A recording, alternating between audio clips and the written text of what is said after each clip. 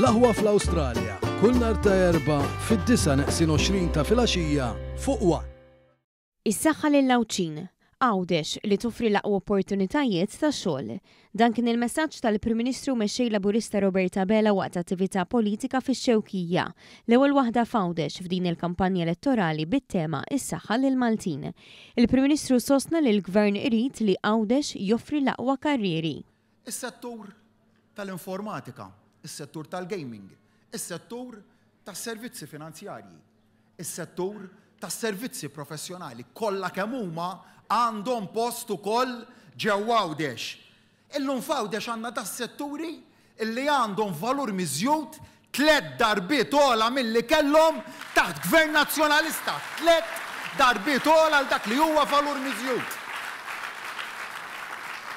U jien ngħid li huwa biss il-bidu dan tal-bidliet illi rridu nibqgħu nġibu ġewwa Għawdex. Tajna inċentivi biex ikompli jissaħħaħ is-settur privat. F'Għawdex tajna inċentivi iktar b'saħħithom milli tajna f'Malta.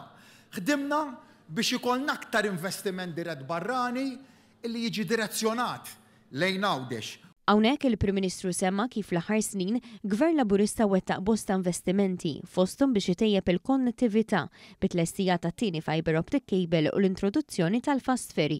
Dan fil-waqt li twaqfet l-Awtorità Reġjonali għall-iżvilupp ta' Għawdex li bniet il-viżjoni ta' din il-gżira fost Lawċin stess. Għandna opportunità li nemmen hija kbira qudiemna li Għawdex ikun il-mudell tal-iżvilupp ġdid kif qegħdin infassluh għal pajjiżna. Insemmi l-Iskola Medika ta' Barz ukoll ftit il-bogħod minn hawnhekk mudell ta' eċċellenza. Nemmen li dak l-istess mudell ta' eċċellenza nistgħu nestenduh għas-servizzi mediċi l-oħra illi hawn f'dil-gżira. Fl-aħħar ġimgħat introduċejna servizzi mediċi illi qatt ma kien hemm bħalhom f'din il-gżira u rridu nibqgħu nżidu magħhom.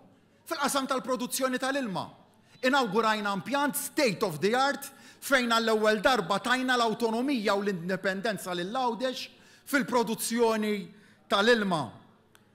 Fil-qasam tal-enerġija, nemmen u rridu naslu għalih dak it-tragward illi Għawdex irid ikun l-ewwel żona f'pajjiżna illi jiġġenera l-enerġija tiegħu b'mod illi jkun carbon neutral. Dak huwa l-futur illi għandna f'moħħna għal Għawdex. Il-Prim Ministru tkellem ukoll dwar l-importanza li wieħed joħroġ jivvota fl-elezzjonijiet ta' 8 ta' Ġunju li ġej. Jien nemmen f'Għawdex, jien irrid nibqa' nagħti s-saħħti kollha lilkom Għawċin u lil Għawdex. Però biex nagħmel dan għandi bżonn l-appoġġ ta' kull wieħed u waħda minnkom.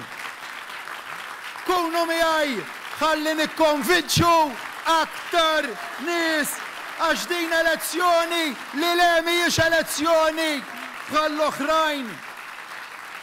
Din elezzjoni li fiha tridu tiddeċiedu jekk hux se żommu l-poter f'idejkom li tieħdu d-deċiżjonijiet tal-futur tagħkom u tal-pajjiż intom jew jekk dak il-poter u sseċċeduh lill-establishment li jiddeċiedi fl-interess tiegħu u kontra tagħkom.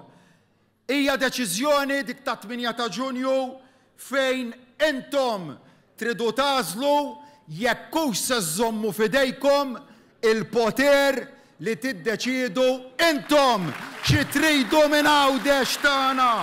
Magħna ħaġa waħda hija ċerta, is-saħħa f'idejkom, is-saħħa lix-Xewkin, is-saħħa lill-Lawċin, is-saħħa lill-Maltin.